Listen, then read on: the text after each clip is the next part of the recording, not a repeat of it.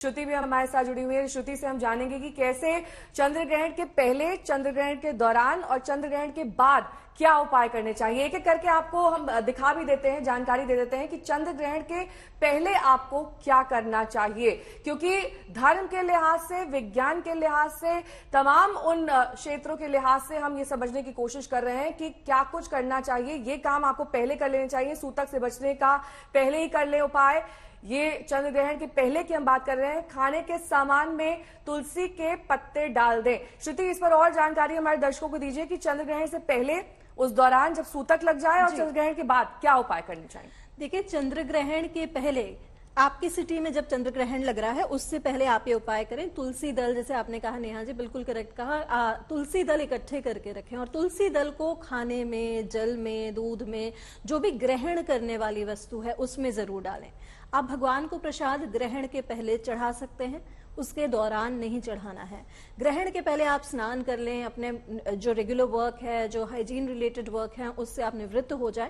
एकदम mentally prepare करें अपने आप को, क्योंकि कई लोगों को इस टाइम पे एंजाइटी भी हो रही होगी, स्ट्रेस, एंगर बहुत ज्यादा आ रहा होगा। तो इस टाइम पीरियड पे आपको थोड़ा सा कूल डाउन होना बहुत ज्यादा आवश्यक रहेगा। वो आपके लिए बहुत बेहतर रहेगा, क्योंकि ग्रहण का एक दुष्प्रभाव रहता है। बेसिकली जिसे कहते हैं, क्योंकि चंद्रमा मन का कारक होता है, तो मन को कंट्रोल करना आपको बहुत इंपॉर्टेंट है। आप डिसाइड कर लें आपके लिए कौन सी मेडिटेशन टेक्निक वर्क करती है, या आपके लिए कोई चैंटिंग वर्क करती है। अगर आपको नमः शिवाय मंत्र जो होता है वो स्वयं के लिए होता है, ओम नमः शिवाय जो होता है वो सर्वजन हिताय होता है।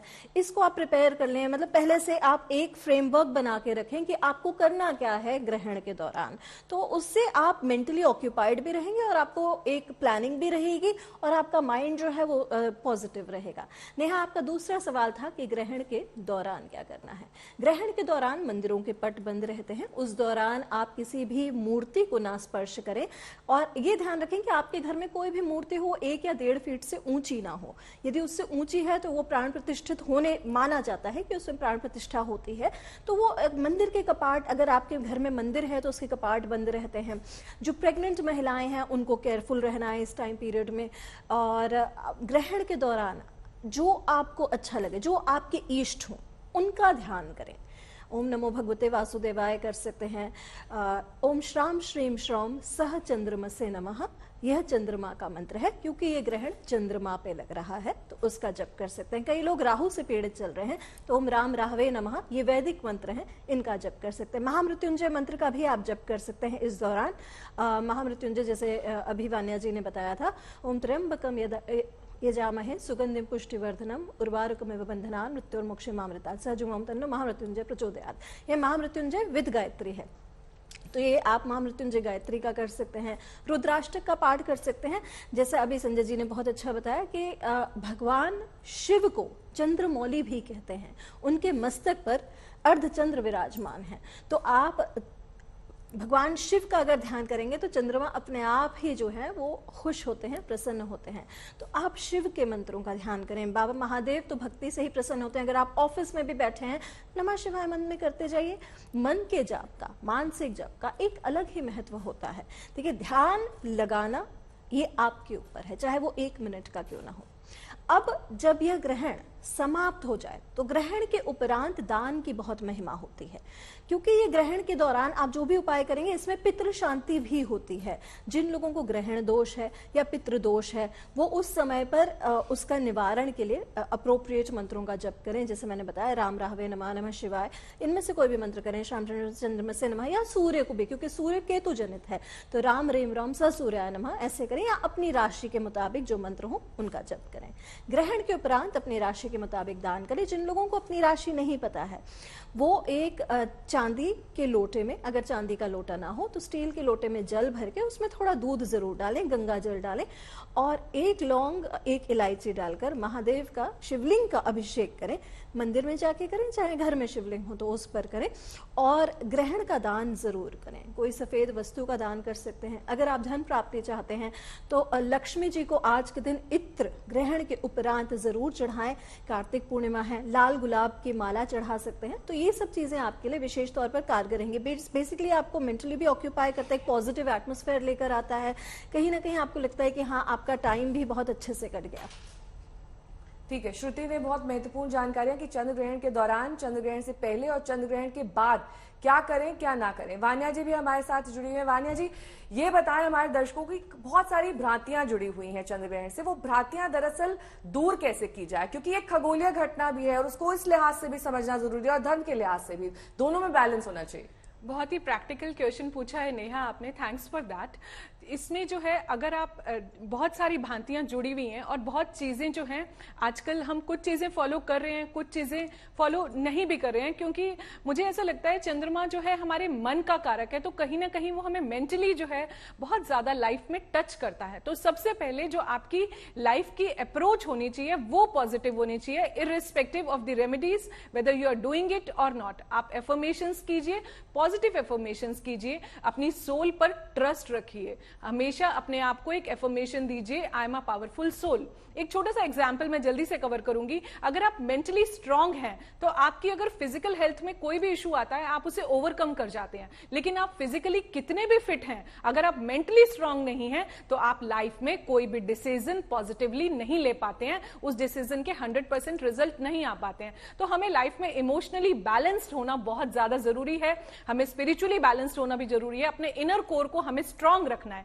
अगर आप रेमेडीज नहीं कर पा रहे हैं किसी भी रीजन से, तो आप अपने इनर कोर को स्ट्रांग रखिए, अपने अंदर सकारात्मक ऊर्जा लाइए, अपने अंदर सकारात्मक सोच को भरिए, डिवाइन की व्हाइट लाइट को आप एब्जॉर्ब करिए, अपने एनवायरमेंट, अपने ऑरा में जो है एक लाइट को आप स्प्रेड कीजिए और पॉजिटिविटी स्प्रेड कीजिए। आप डर मत फैलाएं, आप पॉजिटिविटी फैलाएं जितना हो सकता है, क्योंकि जब भी आप जैसे दान करते हैं तो आपको किसी की ब्लेसिंग्स मिलती हैं, तो आपका ऑरा इमीडिएटली उस सोल से कनेक्ट करता है और आप पॉजिटिव होते हैं।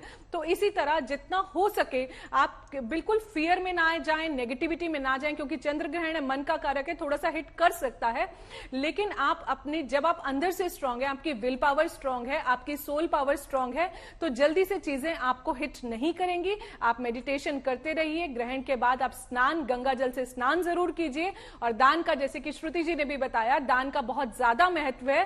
तो आप कोई भी सफेद चीज दान कर सकते हैं, अपनी राशि के अनुसार भी आप दान कर सकते हैं। सफेद चीज में आप चावल। तुला राशि के ऊपर इस चंद्र ग्रहण का क्या प्रभाव पड़ने वाला है? चंद्रमा तुला राशि से 7वें भाव में इस वक्त जो है चंद्र और राहु दोनों बैठे हुए हैं। सबसे पहले गृहस्थी सुख में काफी अशांति हो सकती है, मैरिटल लाइफ डिस्टर्ब हो सकती है, अगर आपकी शादी होने वाली है उसमें दिक्कत आ सकती है। तो आज के दिन आपको किसी चांदी की वस्तु का दान करना चाहिए, उससे विशेष लाभ रहेगा। और चांदी के बर्तन के अंदर जल भर करके और ग्रहण के बाद किसी पौधे में चढ़ा दें। और इसके अलावा तुलसी 2 प्रकार की होती है, एक श्यामा होती है, एक रामा होती है, और थोड़ी सी दूर्वा ले लें और श्यामा तुलसी के पत्ते लेकर के, क्योंकि संध्या का समय होगा, तो श्यामा तुलसी के पत्ते जल के अंदर डाल के और उसको अर्पित कर दें। और चंद्रमा को भी अर्घ दे सकते हैं ग्रहण के बाद, क्योंकि चंद्रमा जो है पूर्ण रूप से रहेगा, क्योंकि आज पूर्णिमा का दिन है। तो चंद्र को ग्रहण करें और एक नारियल अपने ऊपर से वार करके और पीपल के वृक्ष पे चढ़ा दें। जिनकी तुला राशि है उनको काफी ज्यादा लाभ मिलेगा। अब बात कर लेते हैं वृश्चिक राशि की। वृश्चिक राशि वालों को इस वक्त अपनी हेल्थ का काफी ज्यादा ध्यान रखना चाहिए, और कोई भी पानी पी रहे हैं या दूध पी रहे हैं, कोई भी तरल पदार्थ आप सेवन कर रहे हैं, तो उसको जो है देख करके खाएं पिएं, क्योंकि इस वक्त जो है स्वास्थ्य की दृष्टि से काफी खराब होने की संभावना है। और मानसिक संतुलन बना के रखें। जिनकी वृश्चिक राशि है उनको अपना नियम नहीं तोड़ना चाहिए, और कहते हैं कि खान पान जो है ध्यान से खाना चाहिए। और ग्रहण का जब प्रभाव होता है आदमी के ऊपर, कि अभी षडाष्टक योग भी बन रहा है मंगल और शनि का, क्योंकि मंगल से शनि जो है 6ठे भाव में बैठा हुआ है और चंद्रमा राहु की युति है इस वक्त, और गुरु जो है वक्री चल रहे हैं। तो ग्रहों की स्थिति को देखें अगर वृश्चिक राशि के ऊपर, तो थोड़ा सा कष्टकारी हो सकता है, और स्वास्थ्य का बहुत ज्यादा ध्यान रखने की जरूरत है मानसिक रूप से, क्योंकि जिनकी चंद्रमा इस राशि में जो है नीच के होते हैं इसलिए। और दान क्या करना चाहिए वो भी मैं बता देता हूं। आज के दिन आपको अन्न का दान जो है, सफेद चीज का दान करना चाहिए, दूध का और तरल पदार्थ का दान करने से विशेष लाभ रहेगा। अब बात कर लेते हैं धनु राशि की। धनु राशि वालों के लिए कैसा रहने वाला है ये ग्रहण? धनु राशि वालों के लिए थोड़ा सा अच्छा रहेगा, और मानसिक संतुलन अपना बना के रखें। अगर हो सके तो धर्म कर्म में रुचि बढ़ाएं और आज के दिन भगवान शंकर की पूजा करने से विशेष लाभ रहेगा। या फिर दुर्गा सप्तशती के जो मंत्र हैं उसमें एक मंत्र आता है, रोगान शेषान पनहंसि रुष्टा रुष्टा तु कामान सकलान भीष्टान त्वमाश्रिता ना विपन्न राणाम त्वमाश्रिता हर्ष्यंतम प्रयांति। इस मंत्र के जाप करने से किसी भी प्रकार का रोग कष्ट और भय से आपको जो है निवृत्ति मिलेगी, जिनकी धनु राशि है। अब बात कर लेते हैं मकर राशि की। मकर राशि वालों के लिए ग्रहण थोड़ा सा पीड़ादायक हो सकता है और आपको अपने मानसिक संतुलन को बनाकर के रखना चाहिए, क्योंकि शनि भी इस वक्त जो है आपका घनिष्ठा नक्षत्र में बैठा हुआ है, मंगल के नक्षत्र में, और दोनों ग्रहण जो इस बार आए हैं मंगलवार के दिन ही आए हैं और 15 दिन के अंदर जो दोनों ग्रहण हैं मंगलवार के दिन है। और अभी जो मैंने बताया कि मंगल और शनि का भी जो है षडाष्टक योग बन रहा है, तो मकर राशि वालों को किसी से फालतू में उलझना नहीं चाहिए और रुपया पैसे के लेन देन में जो है सावधानी बरतनी चाहिए और अपने मित्रों दोस्तों से किसी भी प्रकार का विरोध नहीं करना चाहिए, जिनकी मकर राशि है।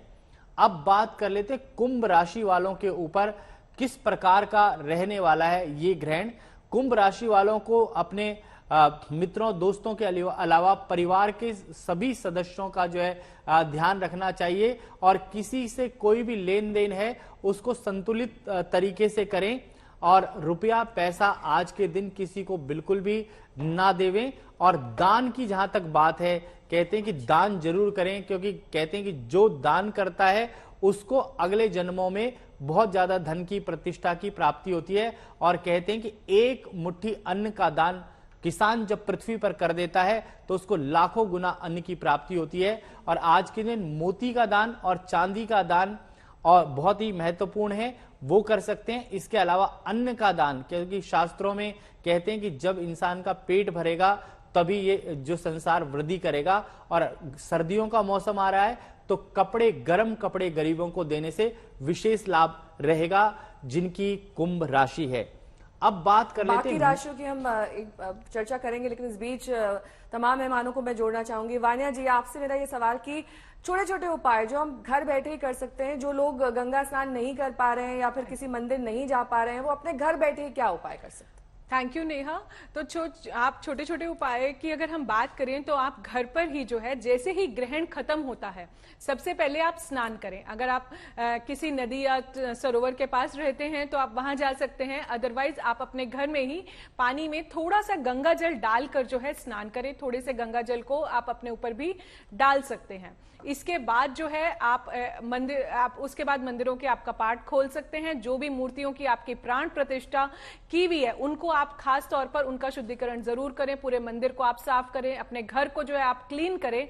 जो भी आपने ग्रहण के टाइम पर जो भी कपड़े पहने हुए थे उसको जो है अच्छे से आप वॉश करके आप अपने क्लोथ्स को जो है दूसरे क्लोथ्स चेंज करें। इसके अलावा उसके बाद आप कुछ भी पूजा पाठ कर सकते हैं, बट आफ्टर द ग्रहण। अभी जो है आप सिर्फ मानसिक जाप करें। ग्रहण के बाद उसके बाद छोटे छोटे उपायों की अगर हम बात करें तो आप किसी भी सफेद चीज में, आपका खीर भी आ सकता है, आपके चावल भी आ सकते हैं, दूध भी आ सकता है, चीनी भी आ सकती है, चांदी का दान आप कर सकते हैं, मोती दान जो है कर सकते हैं। ये सब छोटे छोटे दान जो है आप कर सकते हैं। कोई भी मदरली फिगर हो, क्योंकि चंद्रमा जो है माता का भी कारक होता है, मन का भी कारक होता है। अपनी मदर की ब्लेसिंग्स लीजिए, अपनी मदर का खासतौर पर ख्याल रखिए। कोई भी मदरली फिगर की जो भी लेडी है, कोई भी नीडी जो हो, अगर मदरली फिगर है आप उसको कुछ भी दान कर सकते हैं। जो भी माता तुल्य जो भी लेडीज हैं आप उनको कुछ दान कीजिए, किसी जरूरतमंद को आप दान कीजिए। जैसे कि संजय जी ने भी बताया कि कुछ सर्दियां आ रही हैं, आप कुछ कंबल का दान कर सकते हैं, दूध का दान कर सकते हैं, क्योंकि सफेद चीज का दान हमें करना है। और जो है तरल पदार्थ, लिक्विड्स का जो चंद्रमा जो है कारक है, तो आप मिल्क दे सकते हैं, आप मिनरल वाटर की बॉटल्स दे सकते हैं, या जो भी सफेद चीज है वो आप कर सकते हैं। इसके बाद जो है आप चंद्रदेव की जो है, आज तो आप उन्हें नेकेड आइज से ना देखिए, बट कल आप चंद्रदेव की ब्लेसिंग जरूर लीजिए। चंद्रदेव को बोलिए, हे चंद्रदेव हमारे जीवन में शीतलता प्रदान करने के लिए धन्यवाद, आपका मूड स्विंग कम करने के लिए धन्यवाद, ओवर थिंकिंग कम करने के लिए धन्यवाद, और जो भी आप अपनी लाइफ में मैनिफेस्ट करना चाहते हैं उसे आप करा सकते हैं। ठीक है, श्रुति भी हमारे साथ जुड़ी हुई है। श्रुति, राजनीतिक लिहाज से चंद्र ग्रहण के क्या मायने हैं, किस तरीके के राजनीतिक बदलाव आएंगे देश में? राजनीतिक लिहाज से अगर मैं देखूं और हमारे देश की कुंडली अगर मैं देखूं तो देश की कुंडली है कर्क लग्न की और राशि है वृषभ। तो अगर कर्क लग्न की कुंडली देखी जाए, इस हिसाब से देश का लग्न का स्वामी जो है वो चंद्रमा होता है। चंद्रमा इस समय ग्रसित है ग्रहण से। तो आई वुड से कि जो सेंट्रल और जो वेस्टर्न एरियाज हैं, अगर देखा जाए, स्पेशली अगर देखा जाए तो वेस्ट बंगाल और असम, नॉर्थ ईस्टर्न एरियाज, और यहाँ नीचे देखा जाए तो केरला, कर्नाटका में और मुंबई, यहाँ पर कहीं ना कहीं प्रॉब्लम्स राजनीतिक लीडर्स और महिला लीडर्स के साथ हो सकती है। ये जो ग्रहण है, ये अगर राजनीतिक दृष्टिकोण से देखा जाए तो कहीं ना कहीं महिलाओं के लिए थोड़ा सा डिफिकल्ट हो सकता है। हेल्थ इश्यूज आ सकते हैं, आरोप प्रत्यारोप हो सकते हैं।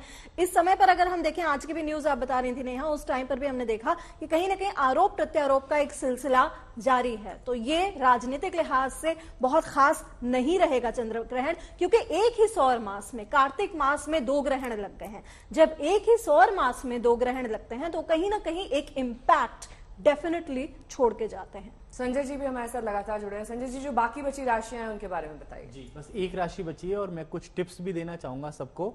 सबसे पहले हम बात कर लेते हैं मीन राशि की, जो इस वक्त ग्रहण में है और मीन राशि के ऊपर काफी दुष्प्रभाव रहने वाला है। उनको अपनी हेल्थ का भी ध्यान रखना चाहिए और किसी भी कानूनी उलझन से जो है दूर रहना चाहिए। और आज के दिन जो है 7 अनाज का दान करने से आपकी राशि को विशेष लाभ मिलेगा, मीन राशि वाले। और सभी राशि को लिए मैं एक टिप देना चाहता हूं कि घर में गंगा जल अगर रखा हुआ है तो गंगा जल जो है पानी में डाल करके स्नान करे। कहते हैं कि जो गंगा में नहाए सब पाप तर जाए, और जो गंगा में नहाएगा और मनसा वाचा और कर्मणा, मन से, वाणी से और कर्मों से जो है अगर आप पवित्र रहेंगे तो किसी भी प्रकार का ग्रहण, चाहे आपके ऊपर हो, चाहे देश में हो, राष्ट्र में हो, कहीं पे भी हो, उसका दुष्प्रभाव नहीं पड़ेगा। सभी लिहाज से हमने यहाँ पर जान लिया कि किस तरीके से चंद्र ग्रहण हमारे और आपके जीवन पर प्रभाव डालने वाला है। हमारे सभी खास मेहमानों का बहुत बहुत शुक्रिया।